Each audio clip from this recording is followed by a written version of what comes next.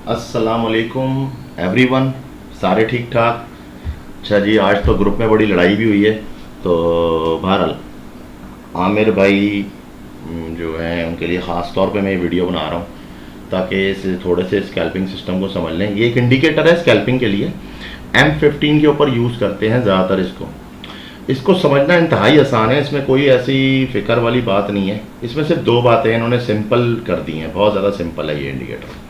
इसमें आप थोड़ा सा प्रीवियस जाएं तो इसको इंस्टॉल करने का तरीका ये कि इसमें एक TPL फाइल होगी जो कि इसका टेम्पलेट बना देगी, और नेक्स्ट जो फाइल EXE होगी, दो फाइल्स मैं दूंगा जो कि इसके अंदर क्या करेगी कि आपको ये एक ब्लाउ बैलेंस के नाम से एक इंडिकेटर दे देगा। इसके ये बेसिकली तो मोमेंटम और वॉल्यूम पे काम करता है। आप अगर इस पर नोट करें तो जहाँ पे भी इसने सिग्नल ग्रीन दिया है, ये देखें तो इसने शॉर्ट ग्रीन दिया है यहाँ पे, तो इसके अंदर आपने थोड़ा सा प्राइस एक्शन को भी ज़रा कंट्रोल में रखना है। अगर आपने यहाँ ट्रेड ले ली है और आप इसके बिल्कुल मिडल में हैं, यानी कि आप यहाँ से देख लीजिए जो प्राइस है 104.281 और फिर -74311 के दरमियान में आप सेंटर में हैं। तो सेंटर में अगर आपने बाय ले भी लिया है तो इतनी कोई वरी की बात नहीं है, क्योंकि आप बिल्कुल सेंटर में नीचे हैं, तो थोड़ी देर बाद मार्केट ने उसको फिर ऊपर ले ही गई है। तो यही इसका फिनोमेना है, इसके मुताबिक इस पर ट्रेड ली जाती है। मैं ये नहीं कहता ये 100% है, मगर ये 80% बहुत ज़्यादा काम करता है एक ऐसे न्यू बाई के लिए जिसको कुछ नहीं आता। तो अगर वो उस पर ट्रेडिंग करना शुरू करे तो ज़ाहिर है एक इंडिकेटर को समझने के लिए पहले उस पर एक्सपर्टी चाहिए होती है। थोड़ा सा आप डेमो करेंगे, जब आप डेमो कर लेंगे तो उसमें आप थोड़े से एक्सपर्ट हो जाएंगे इसके अंदर, उसके अंदर फिर आप इसमें ट्रेड ले सकते हैं। तो जहाँ पे आपने इसके अंदर देखें अगर बाय लिया तो वहाँ से लेके आपको बाय मिला, तो एक छोटी सी स्कैल्पिंग के लिए ये बहुत करामत है। और स्कैल्पिंग एक और बात मैं बता दूँ कि कभी भी स्कैल्पिंग जो है वो छोटे, आप देखिए इसने यहाँ सिग्नल दिया, इसने यहाँ सिग्नल प्रोड्यूस कर दिया कि अब मार्केट यहाँ से ऊपर जाएगी। तो अगर मार्केट जब ऊपर जाना शुरू हुई तो मार्केट फिर इस पॉइंट पे आके आप देखें तो इसने फिर यहाँ पे आके नीचे जो है एक रेड सिग्नल बनाया है बिल्कुल इस पॉइंट के ऊपर। ये देखें आप, यहाँ पे इसने आके रेड सिग्नल दे दिया। तो इतनी स्कैल्पिंग हमें बहुत होती है अगर मिल जाती है, लेकिन स्कैल्पिंग कभी भी लो वॉल्यूम में नहीं होती है, हमेशा उसको हाई वॉल्यूम में लिया जाता है। अगर आप उसको लो वॉल्यूम में करेंगे तो उसका आपको कुछ सेंट्स ही मिलेंगे, कोई फ़ायदा नहीं होगा उसका। तो ये चीज़ है। तो इसी तरह आप जैसे इसमें आगे बढ़ते जाएं तो जहाँ जहाँ भी आप देखें मार्केट चार्ट को, इसको आप स्टडी कर लें अच्छी तरह। चाहें तो MT4 में इसकी स्ट्रेटजी को स्ट्रेटजी टेस्टर में भी डाल के देख सकते हैं। तकरीबन 84% शो करता है कि ये 84% जो है रिलायबल है। तो अब अगर आपने यहाँ ट्रेड ली, अब अगर मैं कैंडल स्टिक पैटर्न के मुताबिक चल रहा हूँ और इसको चेक कर रहा हूँ तो यहाँ पे देखें एक बहुत अच्छी इनगल्फिंग हुई है, जिसे आप कहते हैं बुलिश इनगल्फ हो गया। और अगर हम दूसरे सेंस में भी देखें तो क्योंकि इसका ब्रेकआउट, इसका जो बियरिश कैंडल्स आई हैं वो काफ़ी ज़्यादा एग्रेसिव हैं, बहुत ज़्यादा स्पीड में नीचे मार्केट आई है और उसके बाद उसने एक इनगल्फ किया है। तो इसका मतलब ये एक बहुत अच्छा इनगल्फ है। लेकिन इस इनगल्फ को अगर आप इस एरिया के साथ कैलिब्रेट करेंगे तो ये बहुत ही ज़्यादा, यानी कि मैं कहता हूँ अगेंस्ट होगा, कैंडल स्टिक पैटर्न्स के जो रूल हैं उनके खिलाफ हो जाएगा, उनके अगेंस्ट हो जाएगा। क्योंकि इनगल्फिंग जो है ये कैंडल स्टिक पैटर्न्स कहते हैं कि बहुत बड़ा रिवर्सल देती है। तो आप देख लें इसका फिर रिवर्सल बहुत ऊपर तक गया है। तो इसके दरमियान बहुत सारे मूवमेंट्स आए हैं जहां इसने सिग्नल आपको देने की कोशिश की है, लेकिन अब मैं ये प्रेफर करूंगा कि जब ये बिल्कुल बॉटम लाइन पे आपको सिग्नल दे तो आप वहां से ट्रेड बाय की लें, और जब ये आपको ऊपर से ट्रेड दे सेल की तो आप सेल ले लें। अब आप ज़्यादा आगे नहीं जाते, यहीं पे इसको कैलकुलेट कर लेते हैं। अगर इसने सेल का पॉइंट यहाँ दिया था तो यहाँ से लेके यहाँ तक तकरीबन इसने आपको 779 पिप्स दिए हैं M15 के ऊपर। ये बहुत बड़ा रेशियो है, बहुत बड़ा रेशियो है।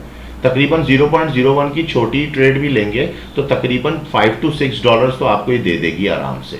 इसी तरह अगर आप यहाँ पे आइए, अब जब इसने यहाँ पे ग्रीन सिग्नल बना दिया, अब हम यहाँ से इसको नोटिस करते हैं। आपका सिग्नल इसने यहाँ दिया, अच्छा ये सिग्नल आपको लेट देगा क्योंकि ये कैलकुलेट करता है प्राइस एक्शन को। मार्केट तो ये एनगल्फ हो गई, ऊपर चले गई, लेकिन इसने आपको सिग्नल लेट दिया। तो इसका ये मतलब नहीं कि अगर आपने यहाँ बाय ले लिया तो ऑफकोर्स थोड़ी देर के लिए तो आपको ज़ाहिर है मार्केट नीचे लग रही है, लेकिन जब मार्केट ने जंप लिया तो तकरीबन मार्केट ने टाइम लिया, कोई मेरे ख्याल ये 11 बजे शुरू हुआ है और उसके बाद फिर 2, 4 और 8, 8:30, तो इसने काफ़ी टाइम लिया। लेकिन उसके बाद अगर आप देखें तो मार्केट ने फिर टर्नआउट कितना ज़्यादा लिया है। तो आप इसको जब थोड़ा सा सीख जाएंगे कि कहाँ पे मैंने इसको जो है शॉर्ट ट्रेड के ऊपर यूज़ करना है, कहाँ इसको लॉन्ग ट्रेड पे यूज़ करना है, तो भी आप देखें तकरीबन इसने 773 पिप्स आपको दे दी। तो बस ये है, एक सॉफ्टवेयर के तौर पे इसको इस्तेमाल किया जाता है, थोड़ा सा इजी किया जाता है। इंडिकेटर्स की जो यूजेज है वो इसलिए मार्केट में ज़्यादा है कि जो कैंडल्स जितनी नॉइज़ बनाती है ना, जितनी नॉइज़ है, जैसे ये शार्प एजेस निकले हुए हैं, टेल्स निकली हुई है, इनकी नॉइज़ को कम कर दिया जाए और फोकस करने में ज़्यादा आसानी हो, इसलिए इंडिकेटर की ज़रूरत पड़ती है। तो बाकी ये न्यू बाइज जो होते हैं या जो नए सीखने वाले हैं उनके लिए तो बहुत ही ज़्यादा करामत चीज़ होती है। लेकिन और इसके अंदर रेशियो यही निकलता है कि मोस्टली लोग इसके अंदर अगर विन करते हैं तो तकरीबन, अगर मिसाल है $50 बना लिए हैं तो 25 अगर लूज भी करते हैं तो उसमें से $25 में $5 मैं कह सकता हूँ कि मार्केट की मैनिपुलेटिंग होगी, लेकिन $20 मोस्टली ट्रेडर जो है वो अपने पेशेंस लूज कर जाते हैं, जिसकी वजह से लूज करते हैं। अगर मैंने यहाँ ट्रेड ले ली है, मुझे सिग्नल मिल गया और मैंने यहाँ ट्रेड ले ली, तो उसके बाद तो मार्केट मजीद नीचे चली गई, तो यहाँ के बंदा पेशेंस लूज करता है।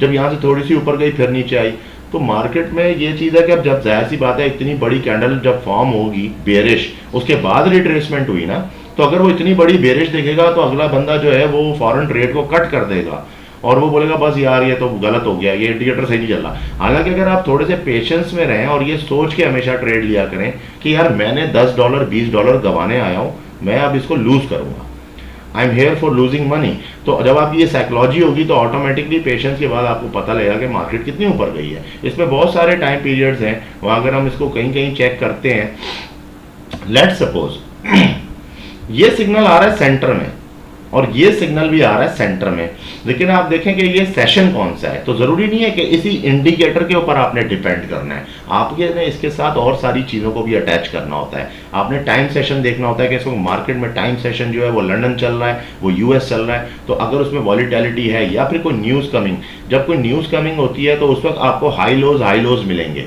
ज़्यादातर मार्केट कुछ बता ही नहीं होगी, 50-50 का कंसोलिडेशन एरिया आ जाएगा और उसके बाद अचानक से इम्पैक्ट आता है और एकदम मार्केट डाउन।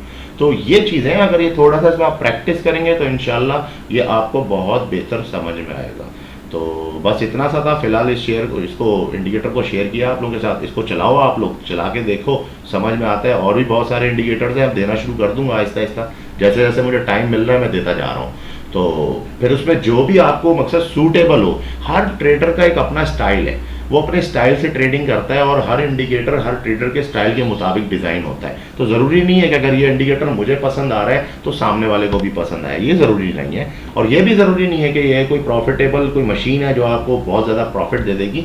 इसके अंदर सेंस और आपको जो है ना अपनी कॉमन सेंस को यूज़ करना होता है। तो होपफुली कि ये काम आएगा, लेट्स सी। मैंने वीडियो इसीलिए बनाई है ताकि मेरे दोस्तों को बात समझ में आ जाए। तो अल्लाह हाफ़िज़, फिर इंशाअल्लाह नेक्स्ट जो आएगी, नेक्स्ट कोई 1-2 इंडिकेटर हैं वो जब मैं आपको दूंगा तो फिर उसमें बात करेंगे। ओके, अल्लाह हाफ़िज़।